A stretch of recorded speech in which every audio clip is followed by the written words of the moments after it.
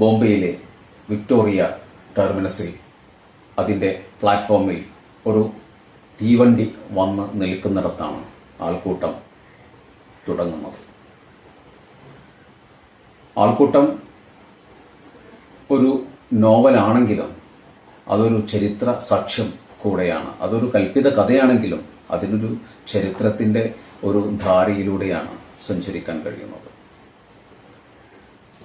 ആൾക്കൂട്ടത്തെക്കുറിച്ച് പറയുകയാണെങ്കിൽ നോവലിനോടല്ലാതെ ഒരു പൊതു സമൂഹത്തിലെ ഒരാൾക്കൂട്ടത്തെക്കുറിച്ച് പറയുകയാണെങ്കിൽ ഈ നോവലിലെ പഠനത്തിൽ പറയുന്നത് പോലെ തന്നെ ആൾക്കൂട്ടത്തിന് എപ്പോഴും ഒരു നാഥനെ ആവശ്യമുണ്ട് എന്നുള്ളതാണ്. ആൾക്കൂട്ടം പാരതന്ത്ര്യത്തിലാണ് ആശ്വാസം കണ്ടെത്തുന്നത് എന്നുള്ളതാണ്. അവർ പാരതന്ത്ര്യത്തിൻ്റെ ആ ഊഷ്മളതയാണ് അവർ ഇഷ്ടപ്പെടുന്നത്. എന്നാൽ സ്വാതന്ത്ര്യത്തിൻ്റെ ആ പ്രക്ഷോഭം അതവർ ഇഷ്ടപ്പെടുന്നില്ല എന്നുള്ളതാണ്.